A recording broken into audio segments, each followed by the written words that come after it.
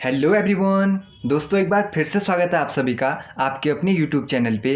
दोस्तों पिछली कई सारी वीडियोज़ में आपने भारतीय संविधान के बारे में कहा था कि इससे रिलेटेड इंपॉर्टेंट क्वेश्चन पर भी वीडियो लाइए। तो दोस्तों मोस्ट इंपॉर्टेंट क्वेश्चंस की ये वीडियो होने वाली है जिसमें सारे के सारे आपको क्वेश्चन भारतीय संविधान से देखने को मिलेंगे। वही क्वेश्चन मिलेंगे जो आपकी आगामी परीक्षा में आपसे पूछे जा सकते हैं।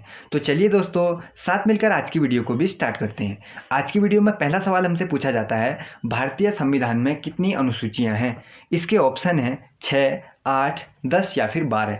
तो भारतीय संविधान में वर्तमान में 12 अनुसूचियां हैं। ऑप्शन नंबर डी हो जाएगा बिल्कुल राइट ऑप्शन 12। अगर बात की जाएगी मूल संविधान की तो मूल संविधान में 8 अनुसूचियां थी, ये भी आपको पता होना चाहिए।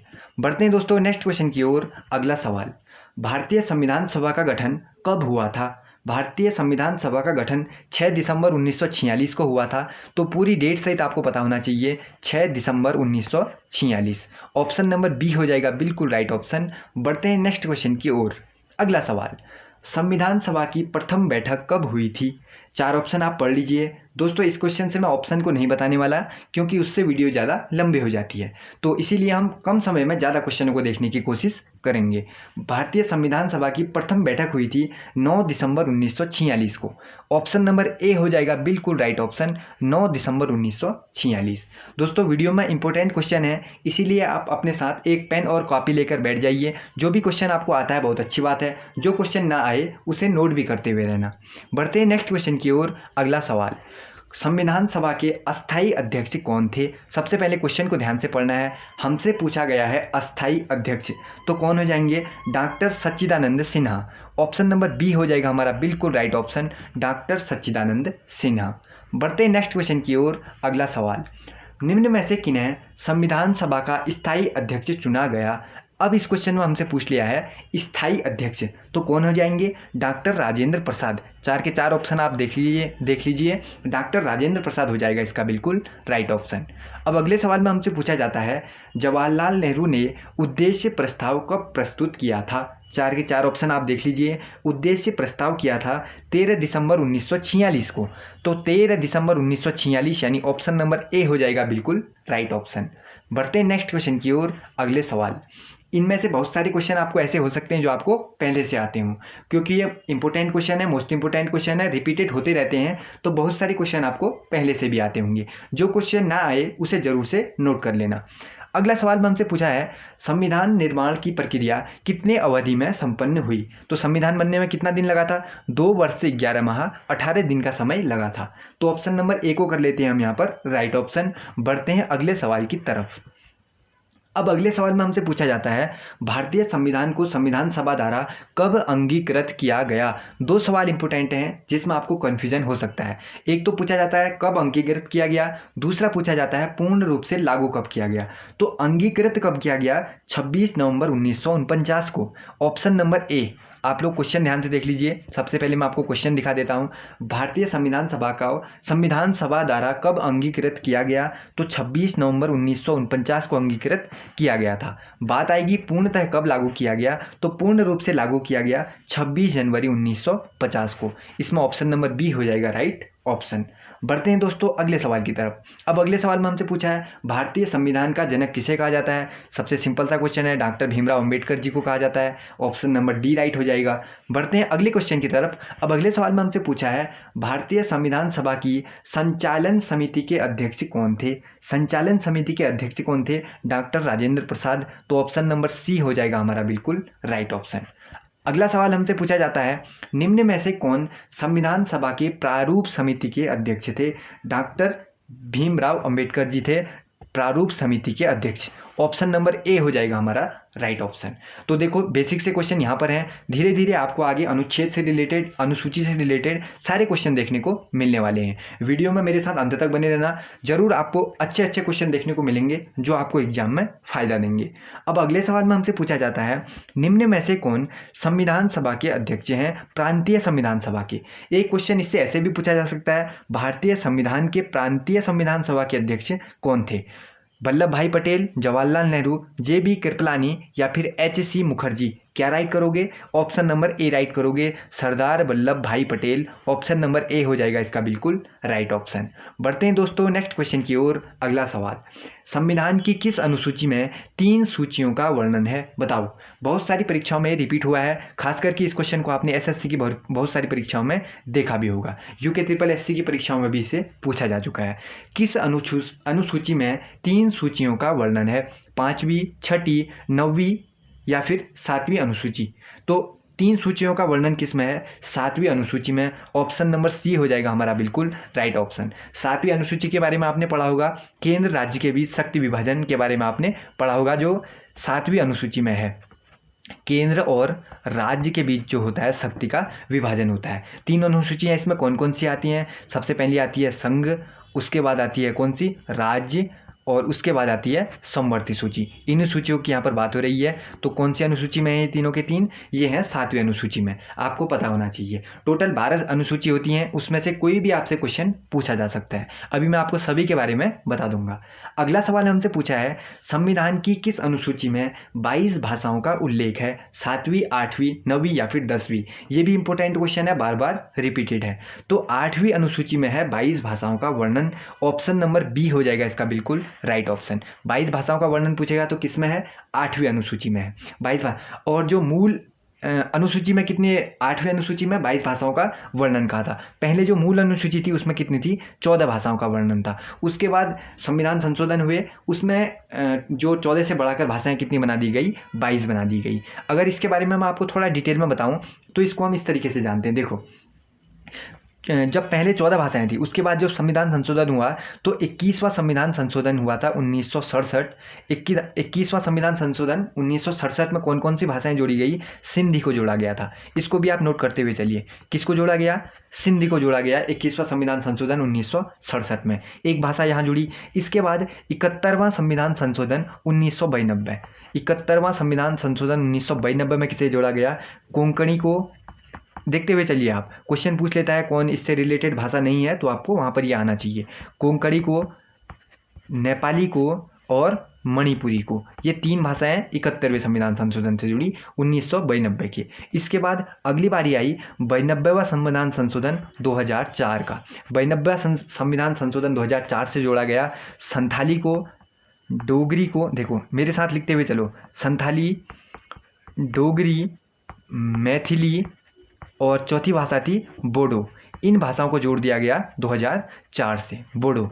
इन सभी भाषाओं के बारे में आपको याद कर लेना है कि कौन से 8वीं अनुसूची में कौन सी भाषाओं को फिर से जोड़ा गया, कब जोड़ा गया और वो भाषाएं कौन कौन सी थी, ये मैंने आपको बता दिया। तो सभी के सभी को आपको क्या करना है? याद करना है। अब अगला सवाल है, संविधान की 11वीं अनुसूची में निम्न में से कौन सम्मिलित है, कौन संबंधित है? तो 11वीं अनुसूची में किसका प्रावधान है? पंचायतों का प्रावधान है। ऑप्शन नंबर बी कर लेते हैं, पंचायती राज। 11वीं अनुसूची यानी पंचायती राज, पंचायतों का प्रावधान। यह कब का है? 73वां संविधान संशोधन 1992 से है ये। ठीक, पंचायती राज जब से जोड़ा गया। और इसमें कितने विषय हैं? इसमें 29 विषय हैं। पंचायती राज जो पंचायतों का प्रावधान है, इसमें कितने विषय जुड़े हैं? उसमें टोटल 29 विषय हैं। ये भी आपको पता होना चाहिए। बढ़ते हैं अगले सवाल की तरफ। दल बदल संबंधी प्रावधान निम्न में से किस अनुसूची में वर्णित हैं?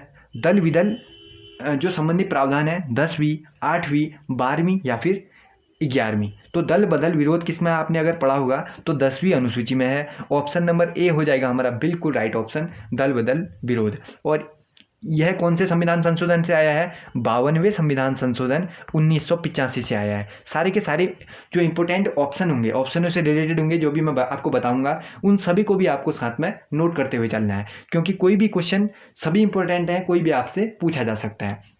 10वीं अनुसूची में है दल बदल विरोध। और यह कौन से संविधान संशोधन से आया है? यह 52वें संविधान संशोधन 1985 के तहत आया है। ये भी आपको याद होना चाहिए। अगर मैं आपको सभी अनुसूची के बारे में एक बार बताऊं तो एक बार आप जल्दी से सभी अनुसूची के बारे में इस तरीके से देख लेना, या मैं वीडियो के लास्ट में बता दूं आपको। चलो वीडियो के लास्ट में बताएंगे, पहले इन क्वेश्चनों को बना लेते हैं, उसके बाद वीडियो के लास्ट में आपको 12 की 12 अनुसूचियों के बारे में भी बता दूंगा। बढ़ते हैं नेक्स्ट क्वेश्चन की ओर। अगला सवाल, शासन की संसदीय प्रणाली किस देश से ली गई है? कौन कहाँ किस देश से आया है उसके बारे में भी मैं आपको लास्ट में डिटेल में बताऊंगा।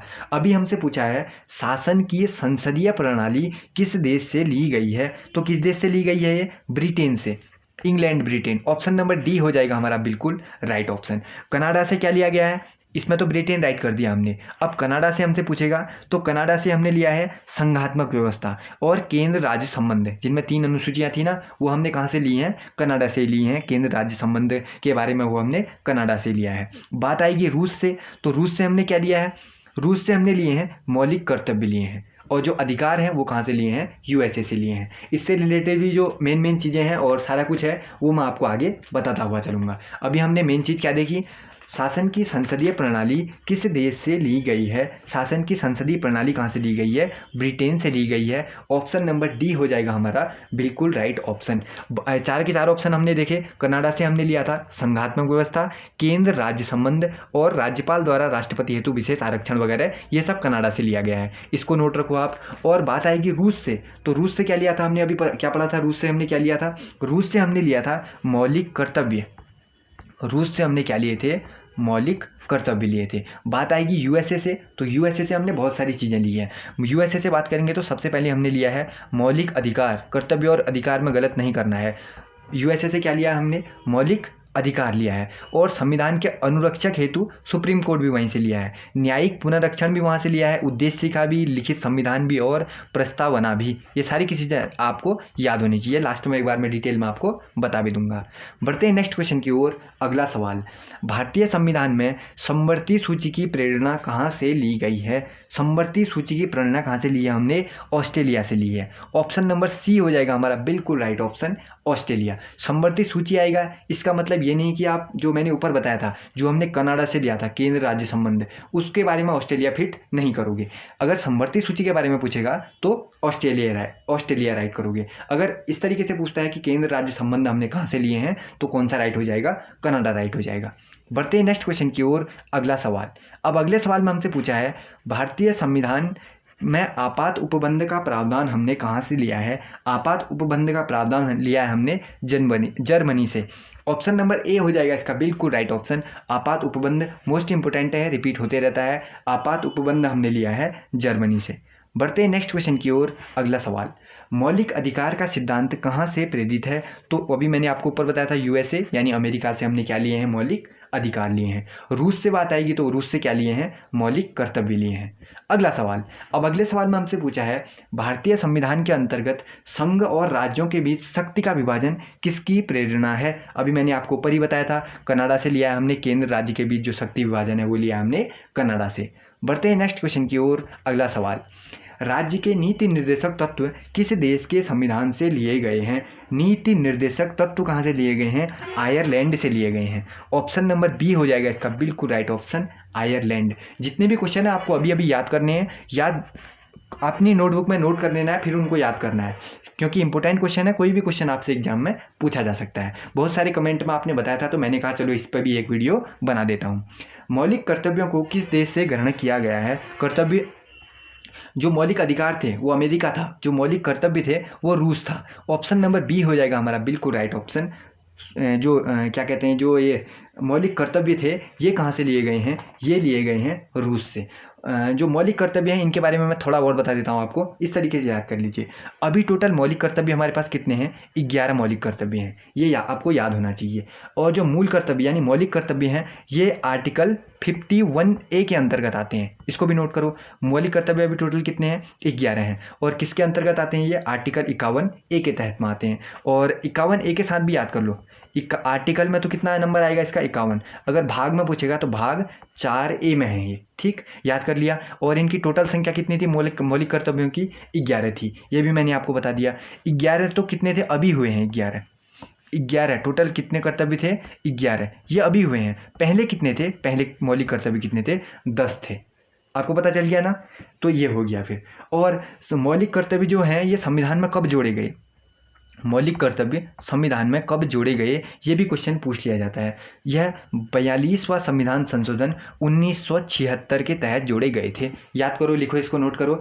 संविधान में मौलिक कर्तव्य कब जोड़े गए, 42वें संविधान संशोधन 1976 के तहत ये जोड़े गए थे। अब पूछेगा आपसे, चलो 42वां संविधान संशोधन 1976 के तहत जोड़े तो गए, लेकिन किसकी सिफारिश पर जोड़े गए थे। तो सरदार स्वर्ण सिंह की सिफारिश पर, स्वर्ण सिंह कमेटी, एक कमेटी थी कौन सी, सरदार स्वर्ण सिंह कमेटी, स्वर्ण सिंह कमेटी की सिफारिश पर जो ये मौलिक कर्तव्य हैं इन्हें जोड़ा गया था। अब देखो मैंने आपको बताया था, आपने बताया आपको एक चीज़ मन में डाउट हो रहा होगा, पहले इन्होंने बताया कि क्या कहते हैं 10 संविधान संशोधन थे, अब 11 हैं, तो 11वां कौन सा आया, 11वां एक मूल कर्तव्य आया बाद में, 11वां मूल कर्तव्य आया बाद में कौन सा वाला आया, 86 संविधान संशोधन 2002 के तहत, किसके तहत, 86वां संविधान संशोधन 86 संविधान संशोधन 2002 के तहत आया 11वां। वो कौन सा था, जो 6 से 14 साल की उम्र के बच्चे हैं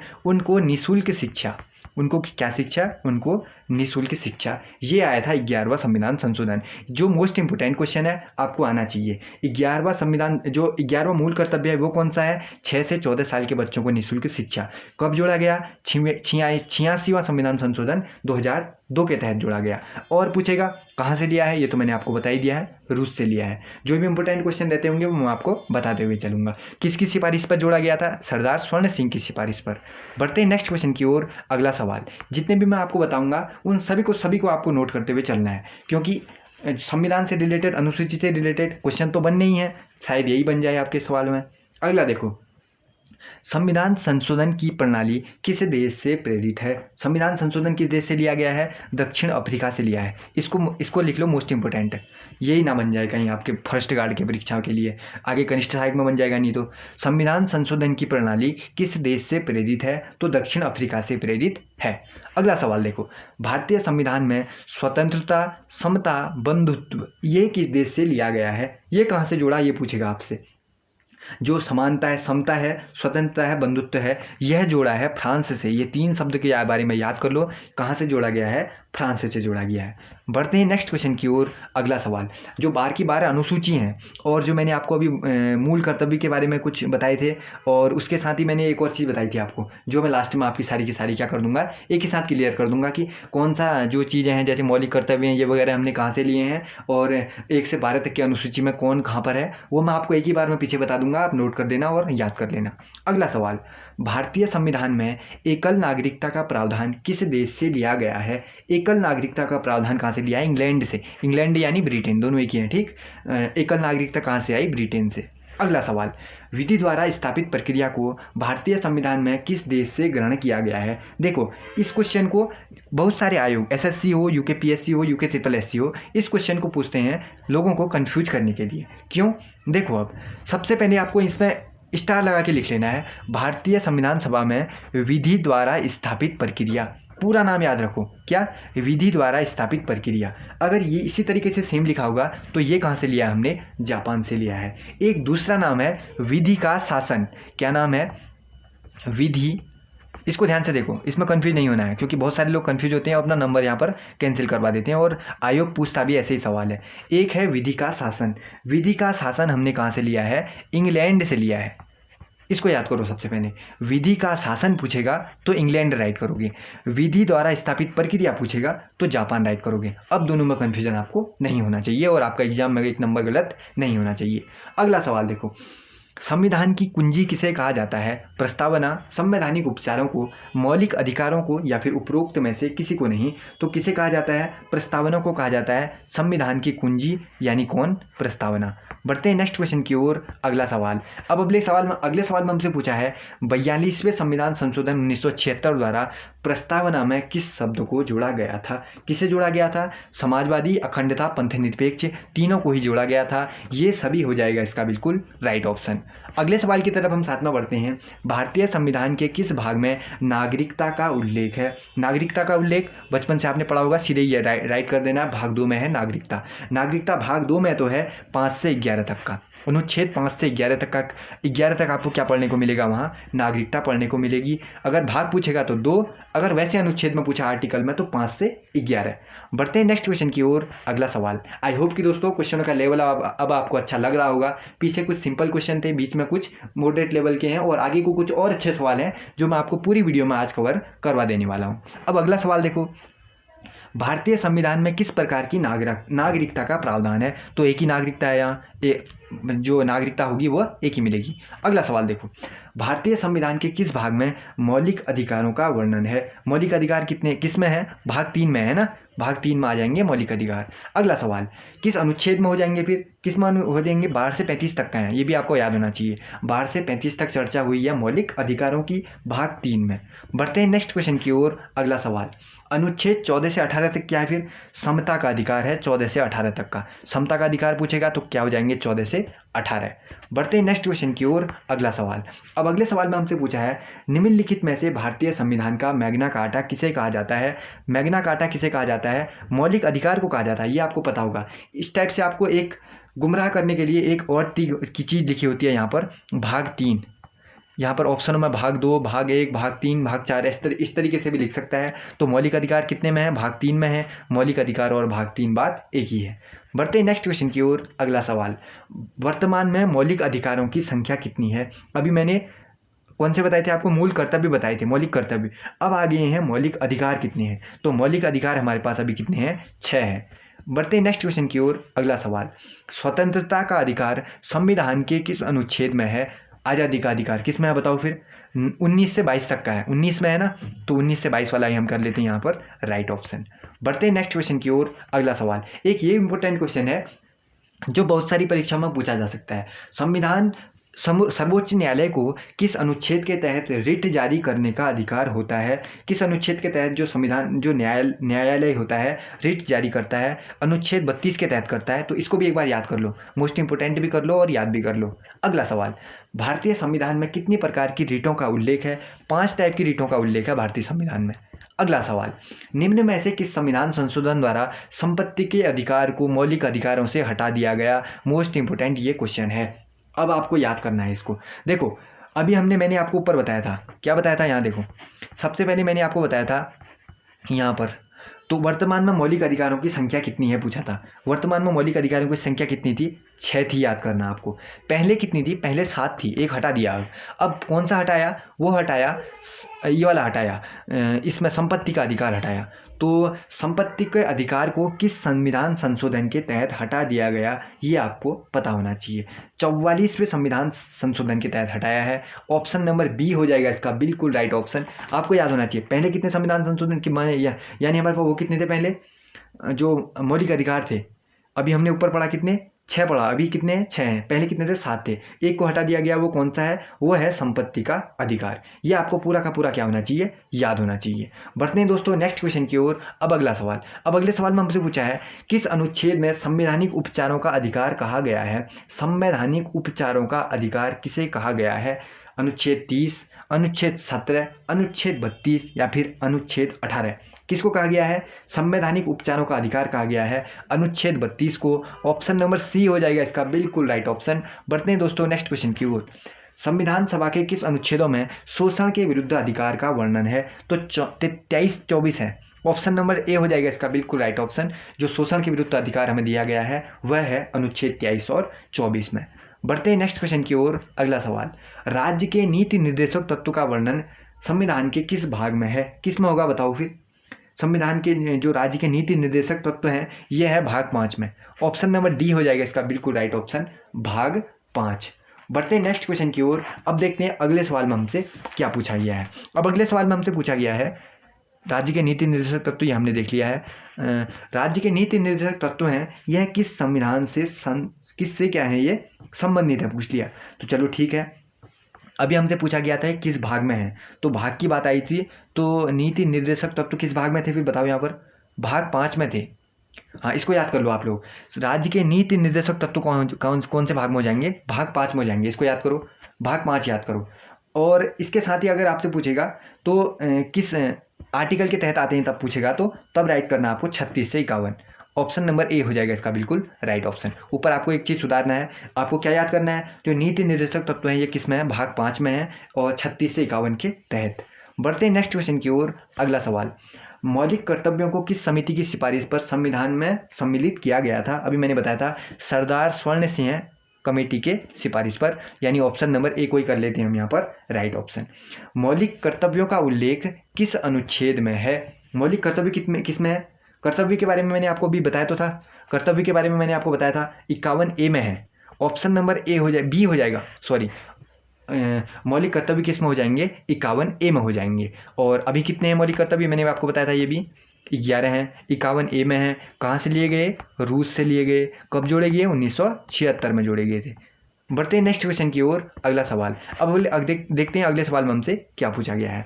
भारतीय संविधान में किस संशोधन द्वारा मूल कर्तव्यों को जोड़ा गया था, बताओ फिर। मूल कर्तव्यों को किस संविधान संशोधन द्वारा जोड़ा गया, किसके द्वारा, 42वें, 44वें, 22वें या फिर 24वें, 42वें। ऑप्शन नंबर ए हो जाएगा इसका बिल्कुल राइट ऑप्शन, 42वें संविधान संशोधन 1976 के तहत मूल कर्तव्यों को संविधान में जोड़ा गया था। पहले 10 थे, बाद में 11 हो गए, 51A के तहत आते हैं, भाग 4A में आते हैं, सरदार स्वर्ण सिंह जो कमेटी थी उसकी सिफारिश पर। ये मैंने आपको पूरा का पूरा पीछे बताया है। भारतीय संविधान में वर्तमान में मौलिक कर्तव्यों की संख्या कितनी है, मैंने अभी आपको बताया है, ऊपर भी बताया है, इसमें तो सीधे सीधे राइट करोगे, कितने हैं, 11 हैं। अगला सवाल देखो, भारतीय संविधान के अनुसार समस्त कार्यपालिका की शक्ति किसमें निहित होती है, इसमें प्रधानमंत्री आपको बिल्कुल भी नहीं करना है।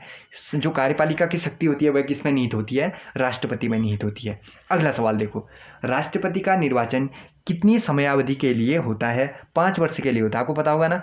इसमें ऑप्शन वो नहीं दिया है, तो इसमें निर्वाचन के लिए कितनी समयावधि, 5 वर्ष राइट कर लेते हैं। अगला सवाल देखो, राष्ट्रपति पद के निर्वाचन हेतु न्यूनतम आयु कितनी निर्धारित है, कितनी एज होनी चाहिए, 35 प्लस होनी चाहिए।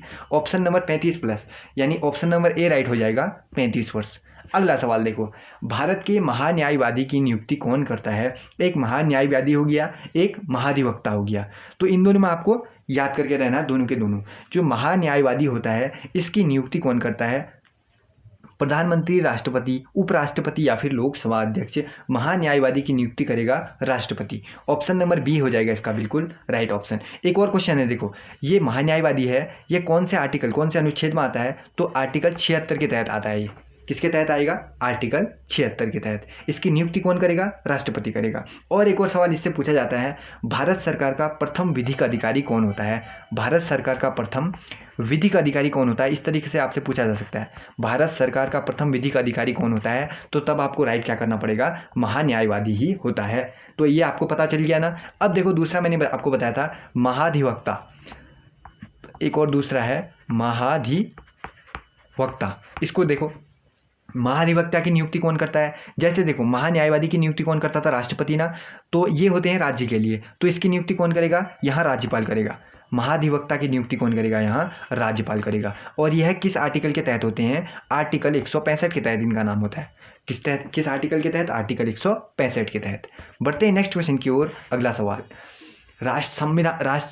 राष्ट्रपति संविधान के किस अनुच्छेद के तहत अध्यादेश जारी करता है। देखो ये भी क्वेश्चन रिपीटेड है, आपको बहुत सारी पिछली परीक्षा में भी दिखा होगा। तो अनुच्छेद 1, 2, 3 इसको ऐसे याद करते हैं, 1, 2, 3 के तहत क्या होता है, अध्यादेश जारी करता है राष्ट्रपति। अगला सवाल, निम्न में से किसकी नियुक्ति राष्ट्रपति के द्वारा की जाती है। देखो राष्ट्रपति के द्वारा किसकी नियुक्ति की जाती है, लोकसभा आयोग के अध्यक्ष ठीक है, राज्यपाल का भी, राष्ट्रपति निर्वाचन आयोग का भी, तो इनमें से सभी, उपरोक्त सभी हो जाएगा इसका बिल्कुल राइट ऑप्शन। तो सारे क्वेश्चन को आप इस तरीके से देखते हुए जाइए। भारत में वित्तीय आपात कितनी बार लगाया गया है, ये सवाल भी इंपॉर्टेंट है। भारत में अभी तक वित्तीय आपात कभी भी नहीं लगा है, तो कभी नहीं क्या हो जाएगा इसका बिल्कुल राइट ऑप्शन। 3 टाइप के आपात आपने सुने होंगे ना, सबसे पहले क्या होता है, राष्ट्रीय आपात होता है, उसके बाद राष्ट्रपति शासन और वित्तीय आपात, इनमें से कभी नहीं लगा है। इन तीनों के बारे में भी आपको मैं अगले क्वेश्चन में समझा देता हूँ। अगला सवाल देखो फिर, अनुच्छेद 352 में किस आपात उपबंध का उल्लेख है। इसमें अब आपको मैं तीनों चीज़ बता देता हूँ। देखो सबसे पहले आता है राष्ट्रपति शासन, एक एक करके बताता हूँ आपको, एक एक करके आप लोग देखते हुए जाइए। सबसे पहले क्या आएगा, राष्ट्रपति शासन आएगा। राष्ट्रपति जो ना, सबसे फर्स्ट में आप एक फर्स्ट से पढ़ते हैं हम, सबसे फर्स्ट में आएगा राष्ट्रीय आपात। फर्स्ट में कौन सा आ जाएगा, राष्ट्रीय आपात आ जाएगा पहला वाला। इसके बारे में सबसे पहले पढ़ते हैं। देखो जो राष्ट्रीय आपात होता है यह किसके तहत लगता है, अनुच्छेद 352 के तहत लगता है। किसके तहत लगता है, तीनों के तीन याद करो अभी, क्योंकि आगे के भी क्वेश्चन आने वाले हैं, वो भी आपको ही बताने पड़ेंगे। फिर राष्ट्रीय जो आपात होता है वह 352 के तहत लगता है, और अब तक कितनी बार लग चुका है, 3 बार लग चुका है हमारे देश में। कब कब लगा, फर्स्ट में 1962 में लगा, उसके बाद 1971 में लगा, और उसके बाद 1975 में लगा। ये चीज़ आपको पता चल गई। दूसरा आता है राष्ट्रपति शासन, दूसरा आता है राष्ट्रपति शासन, जो राज्यों की स्थिति के हिसाब से लगता रहता है। ठीक, दूसरा आता है राष्ट्रपति शासन। यह किसके तहत लगता है? यह 356 के तहत लगता है, ये भी आपको पता हो गया। तीसरा आता है वित्तीय आपात। तीसरा कौन सा आता है?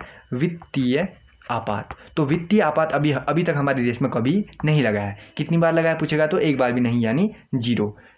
आपको पता चल गया ना। फर्स्ट में हमने क्या, 352 के तहत जो राष्ट्रीय आपात, 356 के तहत राष्ट्रपति शासन और 360 के तहत वित्तीय आपात। कौन कब लगा ये भी मैंने आपको बता दिया। अगला सवाल देखो, भारत में वित्तीय आपात कितनी बार लगा? ये तो मैंने बता दिया कितनी बार लगा। कौन सा है? 352 के तहत किस राष्ट्रीय आपात उपबंध का प्रावधान है? तो 352 के तहत क्या था? राष्ट्रीय आपात था। अगला सवाल देखो, राष्ट्रीय आपात की उद्घोषणा का आधार क्या है? देखो इस क्वेश्चन में रिलेटेड एक दो चीज़ और बतानी है मैंने आपको। क्या कहते हैं, जो राष्ट्रीय आपात की उद्घोषणा का आधार क्या है, अगर इस टाइप से पूछेगा तो युद्ध हो, बाह्य आक्रमण हो या फिर सशक्त विद्रोह हो, ये तीनों के तहत ही क्या लग जाता है? राष्ट्रीय आपात लग जाता है। तो ये सभी हो जाएगा इसका बिल्कुल राइट ऑप्शन। ऑप्शन नंबर कौन सा कर लोगे फिर यहाँ पर आप लोग? Right, option number D right हो जाएगा। इतना राइट हो गया। अब अगले सवाल की तरफ हम साथ में बढ़ते हैं। अगले सवाल में हमसे पूछा है वित्तीय आपात का उल्लेख किस अनुच्छेद के तहत आता है? कौन सा आपात पूछ लिया हमने? हमसे वित्तीय आपात पूछ लिया। तो वित्तीय आपात किस में आएगा? मैंने आपको बताया था 360 में आएगा। ऑप्शन नंबर बी हो जाएगा इसका बिल्कुल राइट ऑप्शन। बढ़ते हैं दोस्तों नेक्स्ट क्वेश्चन की ओर। अगला सवाल, अब देखते हैं अगले सवाल में हमसे क्या पूछा है। भारत में अब तक कितनी बार आपातकाल लागू हुआ है? आपातकाल यानी उसने पूछा है राष्ट्रीय आपात कितनी बार लगा है। तो राष्ट्रीय आपात कितनी बार लग चुका है? कितनी बार लग चुका है राष्ट्रीय आपात? 3 बार। मैंने अभी आपको ऊपर कब कब लगा करके ये भी बताया था। बढ़ते हैं नेक्स्ट क्वेश्चन की ओर। कब कब लगा था? 1962 में, 71 में और 75 में। अगला सवाल देखो फिर। अब अगले सवाल में हमसे क्या पूछा गया है? अगले सवाल में हमसे पूछा गया है, जो भी इसमें कुछ कुछ चीज़ें मेन में और पॉइंट छूट रहे होंगे वो मैं आपको एक ही साथ लास्ट में जब समझा रहा हूँ सारी की सारी वो भी बता दूंगा। अगला देखो, एकमात्र निर्विरोध निर्वाचित होने वाले राष्ट्रपति कौन है? अब बताओ फिर। निर्विरोध निर्वाचित होने वाली राष्ट्रपति हैं Neelam Sanjiva Reddy. Option number B हो जाएगा इसका बिल्कुल राइट ऑप्शन। अगला सवाल, भारतीय संविधान के किस अनुच्छेद में उपराष्ट्रपति का प्रावधान है? 63। ऑप्शन नंबर कौन सा? B. Option number B right. 63 के तहत उपराष्ट्रपति का प्रावधान है। अगला, निम्न में से कौन एकमात्र प्रधानमंत्री थे जिन्होंने लोकसभा का सामना नहीं किया था? अब बताओ फिर क्या राइट हो जाएगा? बताओ फिर। चौधरी चरण सिंह, मोरारजी देसाई, चंद्रशेखर या फिर पीवी सिंह? जल्दी कमेंट करो इस क्वेश्चन में कौन सा राइट हो जाएगा? चौधरी चरण सिंह, जिन्होंने लोकसभा का सामना नहीं किया। अगला सवाल, अब अगले सवाल में हमसे पूछा है भारत में सर्वाधिक समय तक रहने वाले प्रधानमंत्री कौन है? कौन है? जवाहरलाल नेहरू है। ऑप्शन नंबर ए हो जाएगा इसका बिल्कुल राइट ऑप्शन। सबसे ज़्यादा समय तक जो है प्रधानमंत्री रहे थे। अगला सवाल, अब अगले सवाल में हमसे पूछा है निम्न में से कौन एक गैर कांग्रेसी प्रधानमंत्री हैं? गैर कांग्रेसी मतलब कांग्रेस पार्टी के नहीं हैं, तो वो कौन थे? मोरारजी देसाई थे। अगला सवाल देखो, निम्न में से कौन भारतीय संसद का अंग है? भारतीय संसद का लोकसभा भी है, राज्यसभा भी है, राष्ट्रपति भी है, तो ये सभी के सभी अंग हैं। अगला सवाल देखो, अब अगले सवाल में हमसे पूछा है राज्यसभा के सदस्यों का निर्वाचन कितने समय के लिए होता है? राज्यसभा का पूछा है तो 6 वर्ष के लिए। अगला सवाल, राज्यसभा के कितने सदस्य प्रत्येक 2 वर्ष पर अवकाश के लिए ग्रहण करते हैं? आपने राज्यसभा के बारे में पढ़ा होगा, 6 साल का होता है, 2-2 साल में लोग रिटायरमेंट के लिए होते रहते हैं। तो 2 वर्ष बाद कितने लोगों को छुट्टी मिलती है? छुट्टी मिलती है यानी अवकाश ग्रहण करते हैं। तो कितने को? 1/3 को। 1/3 यानी 1/3। ऑप्शन नंबर डी राइट हो जाएगा। अगला सवाल देखो, राज्यसभा में सदस्यों की अधिकतम संख्या कितनी होती है? देखो आज की वीडियो थोड़ी सी लंबी है क्योंकि आपने पिछले कई सारे कमेंट में बताया था कि संविधान से रिलेटेड जो क्वेश्चन है वो आप नहीं बना रहे हो, जल्दी बनाओ। तो इसलिए मैंने आज सोचा कि क्यों ना संविधान के क्वेश्चन एक साइड से देखे जाएँ और इंपॉर्टेंट क्वेश्चन पर वीडियो बना दी जाए, तो आपको भी फायदा मिलेगा आगामी परीक्षा में। और इंपॉर्टेंट क्वेश्चन की वीडियो है तो आगे नहीं मिलेगा तो उससे आगे भी आपको दिखने है ये क्वेश्चन। इसलिए मैंने सारे क्वेश्चनों को नहीं डाला, जो इंपॉर्टेंट क्वेश्चन थे उन्हीं पर मैंने वीडियो बनाई है। राज्यसभा में सदस्यों की अधिकतम संख्या हमसे पूछा है तो 250 राइट कर देते हैं। फिर अगले सवाल की तरफ बढ़ते हैं। उपराष्ट्रपति राज्यसभा में कितने सदस्यों को नियुक्त कर सकता है? 12 को कर सकता है, याद रखना 12 को।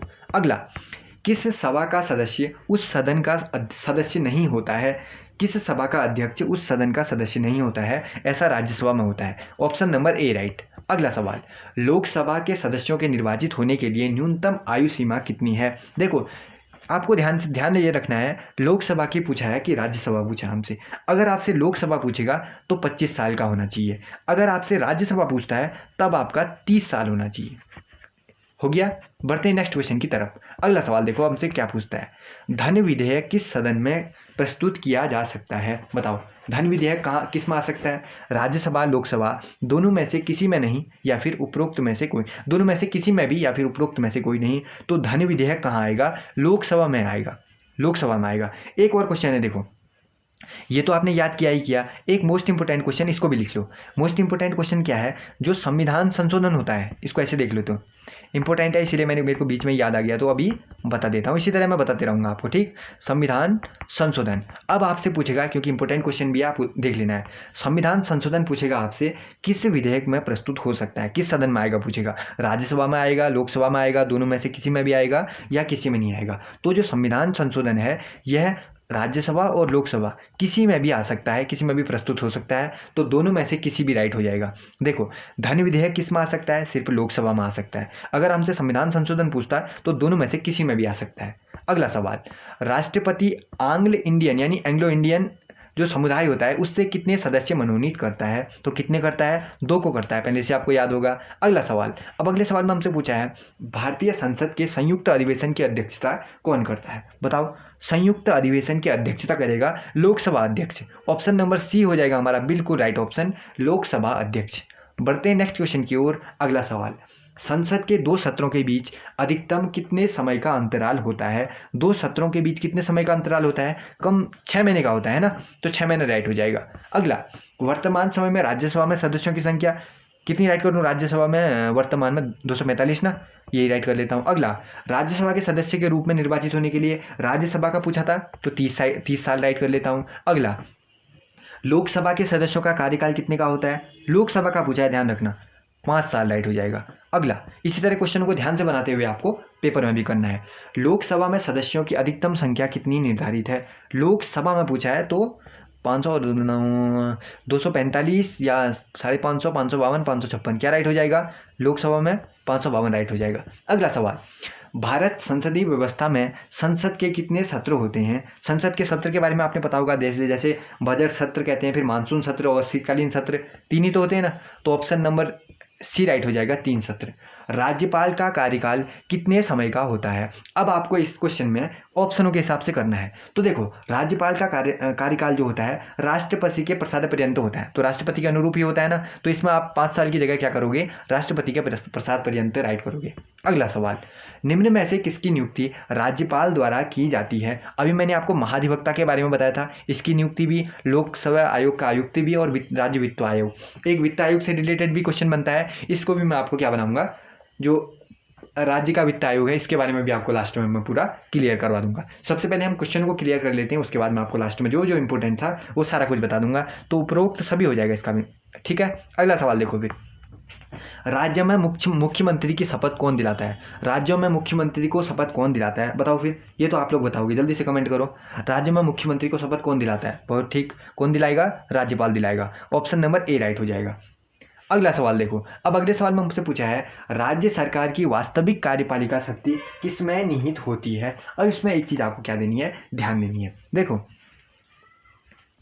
जो हमसे पूछा कार्यपालिका की शक्ति, एक चीज तो आपको पहले याद रखनी है, जो संविधान का अनुच्छेद है 153 के तहत क्या होता है, राज्यों में एक राष्ट्राध्यक्ष की व्यवस्था होती है जिसे हम क्या कहते हैं, राज्यपाल कहते हैं, ठीक। किसके तहत राज्यपाल किसके तहत बनते हैं? राज्य में अनुच्छेद 153 के तहत बनते हैं।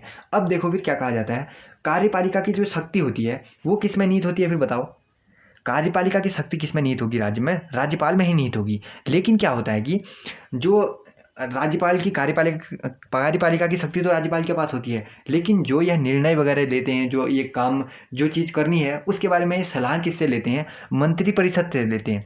मंत्रिपरिषद किसके पास होती है? मुख्यमंत्री के पास होती है। मंत्रिपरिषद का टॉप में कौन होगा? मंत्रिपरिषद की अध्यक्षता करने वाला कौन होगा? मुख्यमंत्री होगा। इन्हीं लोगों से ये क्या लेते हैं, सलाह वगैरह लेते हैं। उसके बाद शक्ति लेकिन किसके पास होती है? राज्यपाल के पास होती है। इन दोनों तो आप नहीं करोगे, लेकिन कन्फ्यूजन किस में होता है? राज्यपाल या मुख्यमंत्री में होता है। तो आप क्या राइट करोगे? राज्यपाल राइट करोगे, है ना। तो राज्यपाल के पास कार्यपालिका की शक्ति निहित होती है, लेकिन जो मंत्रिपरिषद के जो सलाहकार होते हैं, मंत्रिपरिषद में जो सलाह देते हैं सबको या उनके हेड होते हैं, वो कौन होते हैं? मुख्यमंत्री होते हैं।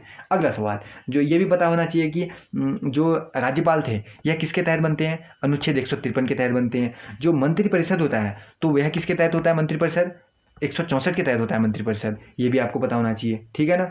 और जो वास्तविक प्रधान मुख्यमंत्री होता है राज्य का, वो मुख्यमंत्री, वो कौन होता है, मुख्यमंत्री होता है, ठीक। राज्य का सीएम होता है जो प्रधान कार्यकाल, जो प्रधान होता है, मतलब तुम समझ सकते हो कि जो मतलब टॉप के कार्यों में नज़र रख रहा होगा या काम कर रहा होगा, उस सब में क्या होगा, टॉप में सबके सामने है जो, उसका वो चेहरा होगा मुख्यमंत्री का, लेकिन कार्यपालिका शक्ति निहित होगी राज्यपाल में। इस तरीके से आपको याद रखना है। अगला सवाल देखो फिर, अब अगले सवाल में हमसे पूछा है मुख्यमंत्री अपना त्याग पत्र किसे देता है। ये इंपॉर्टेंट क्वेश्चन है, आपकी आगामी परीक्षाओं में बन सकता है। बताओ फिर, मुख्यमंत्री जी अगर अपना त्याग पत्र दें तो किसे देंगे, राज्यपाल को देंगे। ऑप्शन नंबर ए हो जाएगा इसका बिल्कुल राइट ऑप्शन। अगला सवाल, राज्य में मंत्रिपरिषद सामूहिक रूप से किसके प्रति उत्तरदायी होता है। किसके, विधान परिषद, राज्यपाल, विधानसभा या फिर विधानसभा अध्यक्ष। राज्य में मंत्रिपरिषद सामूहिक रूप से किसके प्रति उत्तरदायी होता है, तो विधानसभा के प्रति होता है। ऑप्शन नंबर बी हो जाएगा इसका बिल्कुल राइट ऑप्शन। बढ़ते हैं दोस्तों नेक्स्ट क्वेश्चन की ओर। अगला सवाल, विधानसभा के सदस्य बनने के लिए न्यूनतम उम्र कितनी होनी चाहिए, विधानसभा पूछा है तो 25 साल आपकी एज होनी चाहिए। अगला सवाल, राज्यों में किसी विधानसभा में सदस्यों की अधिकतम संख्या कितनी हो सकती है। किसी विधानसभा में सदस्यों की अधिकतम संख्या 450, 550 राइट कर देते हैं। ऑप्शन नंबर बी हो जाएगा इसका बिल्कुल राइट ऑप्शन। अगला सवाल, विधान परिषद के सदस्यों में के निर्वाचन हेतु न्यूनतम कितनी उम्र आपकी होनी चाहिए। विधानसभा के परिषद सदस्यों में पूछा है, विधानसभा में पूछा है तो 30 कर लेते हैं। ऑप्शन नंबर डी हो जाएगा, सी हो जाएगा इसका बिल्कुल राइट ऑप्शन, 30 साल। बढ़ते हैं नेक्स्ट क्वेश्चन की ओर। अगला सवाल, किस राज्य में विधान परिषद अस्तित्व में है। महाराष्ट्र, गुजरात, मध्य प्रदेश या फिर राजस्थान। तो किस में हो जाएगा, महाराष्ट्र में हो जाएगा। ऑप्शन नंबर ए राइट हो जाएगा। बढ़ते हैं दोस्तों नेक्स्ट क्वेश्चन की ओर। अगला सवाल, वर्तमान समय में भारत में कितने राज्यों में द्विसदनीय व्यवस्था है। वैसे एक सदनीय व्यवस्था होती है ना, आपने ये भी पढ़ा होगा। तो हमसे पूछा है कि द्विसदनीय व्यवस्था कितने में है, तो 7 राज्यों में है। ऑप्शन नंबर सी हो जाएगा इसका बिल्कुल राइट ऑप्शन। बढ़ते हैं नेक्स्ट क्वेश्चन की ओर। अगला सवाल, विधान परिषद के सदस्यों का कार्यकाल कितने वर्ष का होता है। तो कितने वर्ष का होता है, विधान परिषद के सदस्यों का कार्यकाल होता है 6 वर्ष का। Option number C right. अगला, राज्य विधानसभा के परिषद में दूसरे वर्ष कितने सदस्य सेवानिवृत्त होते हैं। 1/3 लोग क्या होते हैं, सेवानिवृत्त हो जाते हैं, तो 1/3। अगला, निम्न में से किसे मौलिक अधिकारों का संरक्षक कहा जाता है। तो जो सर्वोच्च न्यायालय है वही है मौलिक अधिकारों का संरक्षक। अगला सवाल, भारत में मुख्य न्यायाधीश की नियुक्ति किसके द्वारा की जाती है। मुख्य न्यायाधीश की पूछा है और भारत में पूछा है, तो किसके द्वारा होगी, राष्ट्रपति के द्वारा। ऑप्शन नंबर ए हो जाएगा हमारा बिल्कुल राइट ऑप्शन। बढ़ते हैं दोस्तों नेक्स्ट क्वेश्चन की ओर। अगला सवाल, सर्वोच्च न्यायालय के न्यायाधीश कितनी आयु के पश्चात अवकाश ग्रहण करते हैं। तो सर्वोच्च न्यायालय में जो न्यायाधीश होगा 65 साल बाद होगा। कितने बाद, एक मिनट इसमें देखना, सर्वोच्च न्यायालय के न्यायाधीश कितनी आयु के पश्चात अवकाश ग्रहण करते हैं। 60, 62, 65 या फिर 67, तो 65 साल बाद, ठीक। ऑप्शन नंबर सी राइट होगा, बी को नहीं करना है। अगला सवाल देखो, सर्वोच्च न्यायालय में मुख्य न्यायाधीश सहित वर्तमान में कितने न्यायाधीश हो सकते हैं। अभी वर्तमान में हमें बताना है न्यायाधीश को जोड़कर मुख्य न्यायाधीश को, तो 31। ऑप्शन नंबर डी हो जाएगा इसका बिल्कुल राइट ऑप्शन। जितने भी ये सवाल हैं किसी न किसी परीक्षा में तो पूछे जाने ही हैं, तो आप क्या पूरे के पूरे के नोट कर लो ताकि दूसरी बार आपको वीडियो देखने की जरूरत पड़े ही ना। वर्तमान में कितने उच्च न्यायालय हैं बताओ फिर, 25 उच्च न्यायालय हैं। ऑप्शन नंबर डी राइट हो जाएगा। अब अगला सवाल हमसे क्या कहता है देखते हैं। अब अगले सवाल में हमसे पूछा है, वो उच्च न्यायालय में न्यायाधीशों की नियुक्ति कौन करता होगा ये बताओ। राष्ट्रपति करता है, कौन करता है, ऑप्शन नंबर ए। अगला सवाल, उच्च न्यायालय के न्यायाधीश अवकाश ग्रहण करते हैं। उच्च न्यायालय के एक चीज़ देखो जिसमें लोग बहुत सारे कन्फ्यूज हो जाते हैं। सबसे मैं भी इसी चीज़ में जो पहले मैंने आपको बताया था, इस चीज़ के बारे में बताया था जिसमें कन्फ्यूज हो सकते हैं। सर्वोच्च न्यायालय पूछा है, तो सर्वोच्च न्यायालय में कितने समय बाद वो लोग अवकाश ग्रहण करेंगे बताओ। वो लोग करेंगे 65 साल बाद। कौन सा क्वेश्चन था, वर्तमान में न्यायाधीश हो सकते हैं, इस वाला ये वाला क्वेश्चन है। देखो, जो सर्वोच्च न्यायालय में न्यायाधीश है वो कितने आयु के बाद अवकाश ग्रहण करेंगे, वो करेंगे 65 साल के बाद। किस में, सर्वोच्च न्यायालय में। अब यहाँ पर क्वेश्चन आया है हमारे पास, उच्च न्यायालय के न्यायाधीश उच्च के पूछेगा तो वो कितने साल बाद जाएंगे, वो जाएंगे 62 साल बाद। ये आपको याद रखना है, उच्च का पूछेगा तो 62, सर्वोच्च का पूछेगा तो 65। अगला, न्यायिक पुनर्विलोचन का अधिकार किसे प्राप्त है। न्यायिक पुनर्विलोकन का अधिकार बताओ फिर, सर्वोच्च न्यायालय, उच्च न्यायालय, ए बी दोनों, इनमें से कोई नहीं। ये भी है मोस्ट इंपोर्टेंट क्वेश्चन, इसको भी स्टार लगा के लिख लेना। तो दोनों को ही प्राप्त है, ए और बी दोनों हो जाएगा इसका बिल्कुल राइट ऑप्शन। बढ़ते हैं नेक्स्ट क्वेश्चन की ओर। अगला सवाल, उच्च न्यायालय का न्यायाधीश अपना त्यागपत्र किसे देता है। राज्यपाल, राष्ट्रपति, मुख्यमंत्री या फिर प्रधानमंत्री। उच्च न्यायालय का न्यायाधीश अपना त्यागपत्र देगा राष्ट्रपति को। ऑप्शन नंबर बी हो जाएगा इसका बिल्कुल राइट ऑप्शन। बढ़ते हैं दोस्तों नेक्स्ट क्वेश्चन की ओर। अगला सवाल, उच्च न्यायालय के न्यायाधीशों को शपथ कौन दिलाएगा? उच्च न्यायालय के न्यायाधीशों को शपथ कौन दिलाएगा? उच्च न्यायालय पूछा है तो कौन दिलाएगा यहाँ? राज्यपाल दिलाएगा। ऑप्शन नंबर क्या हो जाएगा? बी राइट हो जाएगा। अगला सवाल देखो फिर, राज्यपाल राइट हो जाएगा। ठीक, अगला, निम्न में से किस संघ राज्य का अपना उच्च न्यायालय है? सिंपल है, किसके पास है अपना उच्च न्यायालय? चंडीगढ़, दिल्ली, लक्षद्वीप या फिर अंडमान निकोबार। तो दिल्ली राइट करोगे आप लोग भी। अब अगला सवाल देखो फिर, अब अगले सवाल में हमसे क्या पूछा गया है। अब अगले सवाल में हमसे पूछा गया है 73वां संविधान संशोधन किससे संबंधित था? तो 73वां संविधान संशोधन था पंचायती राज से संबंधित। ऑप्शन नंबर ए हो जाएगा हमारा बिल्कुल राइट ऑप्शन। बढ़ते हैं नेक्स्ट क्वेश्चन की ओर। भारत में अपनाई जाने वाली पंचायती राज व्यवस्था की संरचना कैसी है? तो कैसी है? त्रिस्तरीय है, 3 स्तरों पर है। सबसे पहले ग्राम पंचायतों में होता है ना, सबसे छोटी में क्या हो जाएगा? ग्राम पंचायत। जो मध्यम वाली होती है वो क्या होती है? पंचायत समिति होती है, उससे थोड़ी बड़ी। उसके बाद एक जिला समिति भी होती है इसमें। तो 3 हिसाब में ये बंटी हुई रहती है। त्रिस्तरीय राइट कर लेंगे। अगले सवाल की तरफ बढ़ जाएंगे। वर्तमान भारत में सर्वप्रथम पंचायती राज व्यवस्था, ये आप सभी को पता होगा, राजस्थान के किस जिले में हुआ था सबसे पहले पंचायती राज? नागौर जिले में। ये भी पता होना चाहिए। अगला सवाल, पंचायती राज व्यवस्था में सदस्यों के निर्वाचन हेतु न्यूनतम आयु सीमा कितनी निर्धारित है? 18, 19, 20 या फिर 21? कितनी है? 21 राइट। ऑप्शन नंबर डी हो जाएगा राइट ऑप्शन। अगला सवाल, 74वां संविधान संशोधन किससे संबंधित है? 74वां संविधान संशोधन है नगर पालिका से संबंधित। Option number B right. अगला सवाल देखो, नगरीय स्वशासन की संरचना में शामिल है नगरीय पंचायत, नगर निगम, नगर पालिका परिषद या फिर ये सभी? नगरीय स्वशासन की संरचना नगर ये तीनों हो जाएंगे। ऑप्शन नंबर डी हो जाएगा इसका बिल्कुल राइट ऑप्शन। अगला सवाल, ध्वज गीत की रचना किसने की थी? ये भी अगर क्वेश्चन आपसे बन सकता है तो किसने की थी? श्यामलाल गुप्त जी ने की थी, जिन्हें पार्षद भी कहते हैं। ऑप्शन नंबर सी राइट हो जाएगा। अगला सवाल, वंदे मातरम को राष्ट्रगीत के रूप में किस तिथि को स्वीकार किया गया? बताओ फिर। 26 जनवरी 1985 राइट करोगे, इसको राइट कर लेते हैं। 26 जनवरी 1950 को किया गया जो राष्ट्रगीत वंदे मातरम था, इसको क्या कहते हैं? राष्ट्रगीत के रूप में वो किया गया इसे, यानी क्या वो दिया गया, इसको दर्जा दिया गया, राष्ट्रगीत का दर्जा पूरी तरीके से स्वीकार कर लिया गया 26 जनवरी 1950 को। तो यहाँ पर कुछ ऐसे क्वेश्चन थे संविधान से रिलेटेड थे जो क्वेश्चन आपसे पूछे जा सकते हैं। और आज की वीडियो में भी मैं आपसे एक क्वेश्चन पूछूंगा जिसका आंसर आप लोगों को मुझे कमेंट सेक्शन में देना ही देना होगा, क्योंकि मैं बहुत सारी वीडियोज़ में आपसे क्वेश्चन पूछता रहता हूँ। एक क्वेश्चन ऐसा नहीं होता जिसका आंसर आप लोग गलत देते हो, तो इसका आंसर भी आप लोग सही बता देना।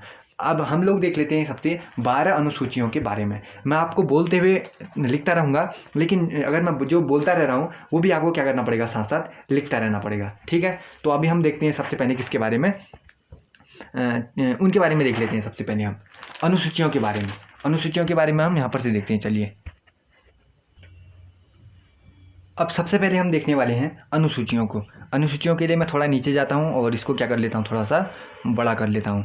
अब देखो, मेरे साथ साथ लिखते जाना तब ताकि आपको और अच्छी तरह क्या चल जाए, लिखने के साथ में पता चल जाए। सबसे पहले मैंने आपको बताया था अनुसूचियाँ वर्तमान में कितनी हैं? वर्तमान में 12 अनुसूचियाँ हैं, ये मैंने आपको बताया। मूल संविधान की बात आएगी तो मूल संविधान में 8 अनुसूचियाँ थी, ये याद कर लो। अब देखो, अब हम पढ़ेंगे 12 अनुसूचियों के बारे में। सबसे पहली अनुसूची, इस तरीके से आप लिखते हुए जाओ, क्योंकि पेन थोड़ी मेरी ख़राब है, लिखने में क्या करती है, टेढ़ा लिख देती है। तो मैं चाहता हूँ कि जैसा मैं बोलूँ उसी हिसाब से आप लोग लिखते जाओ और यहाँ पर देखते हुए जाओ, तो आपका लिखा हुआ भी गलत नहीं होगा। सबसे पहली अनुसूची की बात करें तो सबसे पहली अनुसूची में जो राज्य और संघ राज्य क्षेत्र का वर्णन है, पहली अनुसूची किससे संबंधित है? लिखते जाओ, राज्य प्लस संघ राज्य क्षेत्र का वर्णन, संघ राज्य क्षेत्र लिखते हुए जाओ का वर्णन हो जाएगा पहली अनुसूची में। ये मैंने आपको बता दिया। बात करते हैं दूसरी अनुसूची की, तो दूसरी अनुसूची में है भारतीय संघ के जो पदाधिकारी हैं उनका वेतन, भत्ता और पेंशन से। जो भारतीय संविधान के जितने, जैसे भारतीय संघ के जितने पदाधिकारी होंगे, लिखो भारतीय संविधान के पदाधिकारी, उन्हें जो पेंशन होगा, उनका भत्ता होगा, वेतन होगा, उसके लिए पेंशन, वेतन, ये सब किस में है? दूसरी अनुसूची में है। भारतीय पदाधिकारी होंगे जितने भारतीय संघ के पदाधिकारी, उनका पेंशन, वेतन, भत्ता सारा कुछ दूसरी अनुसूची में। बात करते हैं तीसरी अनुसूची, तो तीसरी अनुसूची में जो भारतीय संघ के पदाधिकारी थे, पदाधिकारी, ऐसे देखो, उनकी शपथ से रिलेटेड है। तीसरी अनुसूची में उनकी शपथ संबंधित है। बात करते हैं चौथी अनुसूची के बारे में। तो चौथी अनुसूची में क्या हो जाएगा, राज्य और संघ राज्य क्षेत्र का सभा में प्रतिनिधित्व। इसको याद करो, राज्य और संघ राज्य क्षेत्र का, लिखते जाओ मेरे बोलने के साथ, संघ राज्य क्षेत्र का राज्यसभा में प्रतिनिधित्व, ये राइट हो गया। बात करते हैं पांचवी अनुसूची के बारे में। तो पांचवी अनुसूची में क्या कहता है हमसे, पांचवी अनुसूची है अनुसूचित क्षेत्र प्लस एसटी का प्रशासन व नियंत्रण। अनुसूचित क्षेत्र और प्लस एसटी का प्रशासन और नियंत्रण, एसटी का प्रशासन और नियंत्रण, ये राइट हो गया। बात करते हैं छठी अनुसूची के बारे में, क्योंकि किसी से भी रिलेटेड क्वेश्चन बन सकता है। छठी है मोस्ट इंपोर्टेंट, इसको कर लो मोस्ट इंपोर्टेंट। इसको मैं अच्छी तरह आपको बता देता हूँ। इसमें जो असम, मेघालय, त्रिपुरा और मिजोरम है, इनके जनजातीय क्षेत्र का प्रशासन है। इसको कैसे याद करना है आपको, इसको आपको ऐसे याद करना है, AMTM। ए से क्या आ गया, असम आ गया, असम हो गया। एम से क्या आ गया, मेघा आ गई, असम मेघा। टी से क्या आ गया, त्रिपुरा आ गया। और एम से क्या आ गया, मिजोरम आ गया। अब एक क्वेश्चन आपसे बन जाता है कि भारतीय संविधान की छठी अनुसूची किस राज्य से संबंधित नहीं है। अगर आपको याद होगा AMTM, असम, मेघा, त्रिपुरा, मिजोरम, एक एक्स्ट्रा जो बचा होगा, 3 राइट दिए होंगे, एक अलग दिया होगा, उसको आप लोग राइट कर लोगे। तो इन राज्यों के जनजातीय क्षेत्र का प्रशासन इससे संबंधित है। बात करते हैं सातवीं अनुसूची के बारे में। तो केंद्र राज्य के बीच, केंद्र हो और राज्य हो, इन दोनों के बीच शक्ति विभाजन, इन दोनों के बीच शक्ति विभाजन। शक्ति विभाजन यानी इसका मतलब क्या आया, जो सूचियां हैं, संघ सूची, राज्य सूची और समवर्ती सूची, ये होता है शक्ति विभाजन। ठीक, आपको छठी सातवीं अनुसूची में क्या याद रखना है, केंद्र राज्य के बीच शक्ति विभाजन। अब अगला है आठवीं अनुसूची। आठवीं अनुसूची में क्या हो जाएगा बताओ फिर। आठवीं अनुसूची के बारे में मैं आपको बताऊँ तो आठवीं अनुसूची में है 22 भाषाओं का वर्णन। कितनी भाषाओं का, 22 भाषाओं का। पहले भाषाएं कितनी थी, 14 थी, फिर उसके बाद 22 बनी। अब 14 के बाद बढ़ी कैसे, वो मैंने आपको बताया था आगे। 21वां संविधान संशोधन 1967 हुआ जब, इस तरीके से लिखते हुए जाओ, मैं बोल रहा हूँ क्योंकि मेरी पेन लिख नहीं पाती है अच्छी तरह। 21वां संविधान संशोधन 1967 हुआ जब, इसमें एक भाषा जुड़ी, कौन सी, सिंधी।